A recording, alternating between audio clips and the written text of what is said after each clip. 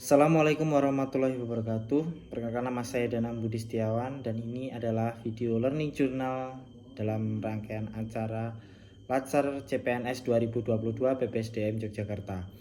Dan saya golongan 3 angkatan 13 kelompok 2.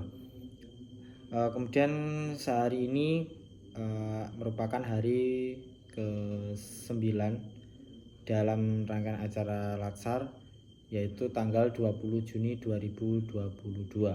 Dan hari ini ada Zoom meeting dengan materi yaitu Smart ASN, dimana tadi melanjutkan dari agenda-agenda sebelumnya, yaitu agenda hari ini adalah agenda ketiga.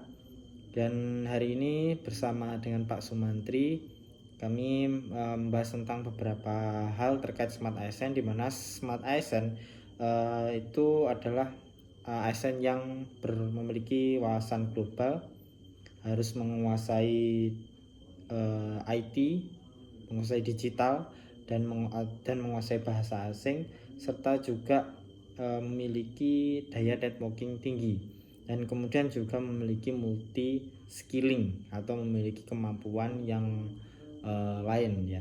Dan selanjutnya tadi juga membahas tentang pemanfaatan teknologi yang terkait isu yang ada di saat ini. Kemudian juga untuk tugas asinkronusnya kami dalam untuk hari ini diberikan tugas yaitu berupa analisis manajemen ASN ya dalam bentuk PowerPoint.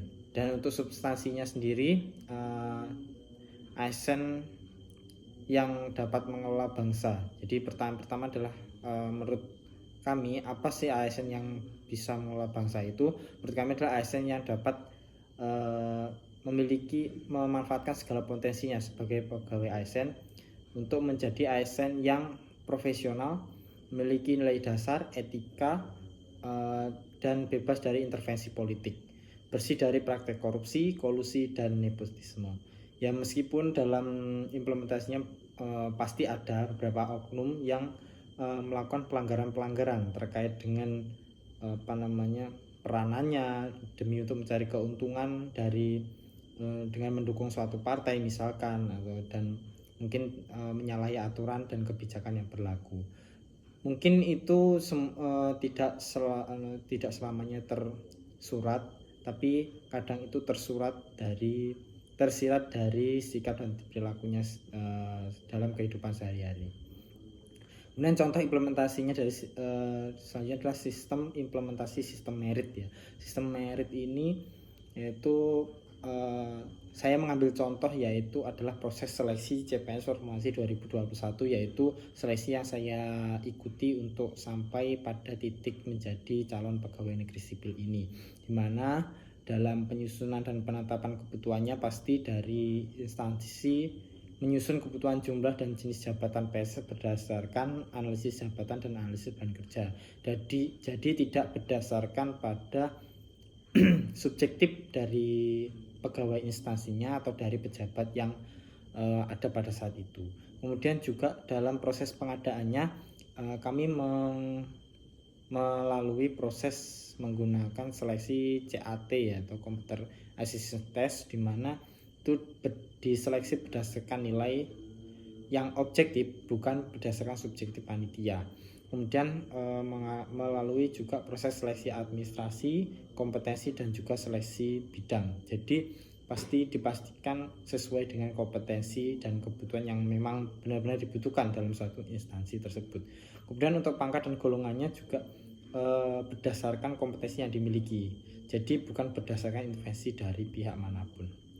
Kemudian untuk poin selanjutnya dari tugas asinkronus adalah bentuk-bentuk pelanggaran terhadap kedudukan, peran, hak, dan kewajiban serta kode etik ASN.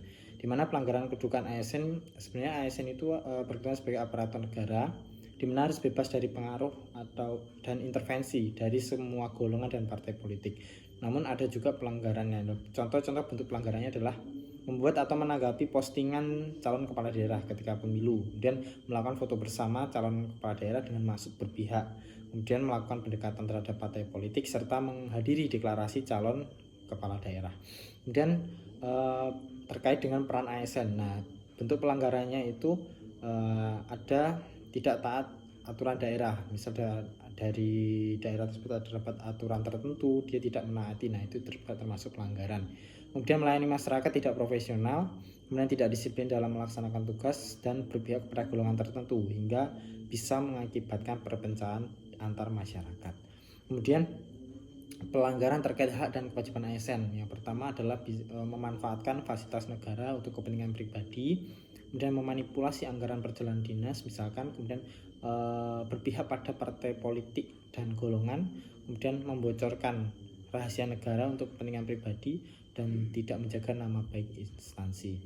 Kemudian selanjutnya adalah pelanggaran kode etik ASN, di mana bentuk pelanggarannya adalah melaksanakan tugas dengan tidak jujur dan tidak disiplin, tidak memberikan laporan atas tugas yang diberikan, lepas tanggung jawab, tidak ramah saat memberikan pelayanan kepada masyarakat, menyalahi aturan saat melaksanakan tugas, dan tidak taat terhadap atasan sejauh dalam aturan perundang-undangan. Sekian dari saya untuk video learning journal hari ini. Apabila kurangnya mohon maaf. Sekian, wassalamualaikum warahmatullahi wabarakatuh.